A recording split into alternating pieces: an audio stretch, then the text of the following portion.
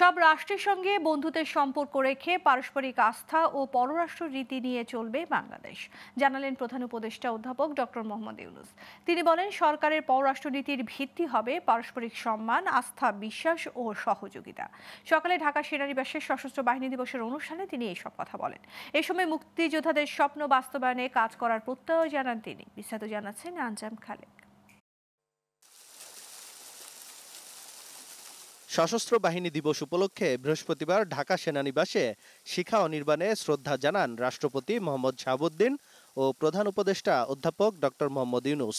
প্রথমে মহান মুক্তিযুদ্ধে আত্মদানকারী সেনাদের প্রতি শ্রদ্ধা জানান রাষ্ট্রপতি মোহাম্মদ শাহাবুদ্দিন। এরপর সই করেন পরিদর্শন বইয়ে। পরে শিখা অনির্বাণে পুষ্পস্তবক অর্পণ করেন অন্তর্বর্তী সরকারের প্রধান উপদেষ্টা ডক্টর মোহাম্মদ ইউনূস। তিনিও স্বাক্ষর করেন পরিদর্শন বইয়ে। এরপর ঢাকা সেনানিবাসে সশস্ত্র বাহিনী বিভাগে প্রধান উপদেষ্টার কার্যালয়ে ডক্টর ইউনূসের সঙ্গে সৌজন্য সাক্ষাৎ করেন তিন বাহিনী প্রধান। এ সময় তিন বাহিনীকে দিক নির্দেশনা দেন তিনি। সবশেষে ঢাকা সেনানিবাসে আর্মি মাল্টিপারপাস কমপ্লেক্সে নির্বাচিত খেতাবপ্রাপ্ত বীর মুক্তিযোদ্ধা ও উত্তরাধিকারীদের সংবর্ধনা অনুষ্ঠানে যোগ দেন প্রধান উপদেষ্টা। অনুষ্ঠানে মহান স্বাধীনতা যুদ্ধে সশস্ত্র বাহিনীর অবদানের কথা তুলে ধরেন ডক্টর ইউনূস। এ সময় সব রাষ্ট্রের সাথে বন্ধুত্ব রক্ষায় বাহিনীর সদস্যদের প্রতি আহ্বান জানান তিনি। আমরা সকল রাষ্ট্রের সঙ্গে বন্ধুত্ব বজায় রাখব। আমাদের পররাষ্ট্রনীতির ভিত্তি হবে পারস্পরিক সম্মান, আস্থা, বিশ্বাস ও সহযোগিতা। জলবায়ু সংকট মোকাবেলায় এবং বৈশ্বিক শান্তি অর্থনীতি সুসংহতকরণে আমাদের একত্রে কাজ করতে হবে।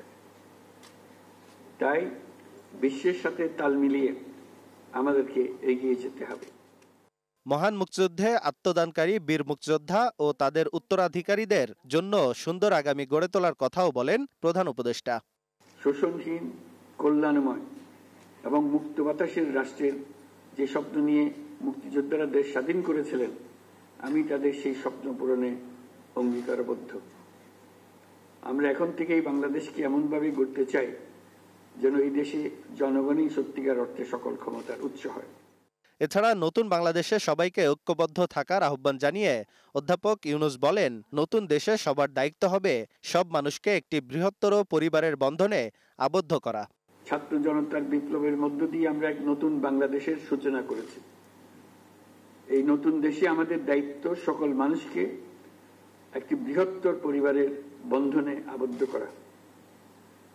পরিবারে মতভেদ থাকবে, বাকবিতণ্ডা হবে, আমরা কেউ কারো শত্রু হব না।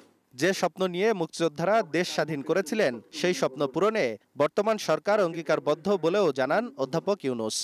আমরা সবাই সমান। আঞ্জাম খালেক, গ্লোবাল টেলিভিশন, ঢাকা।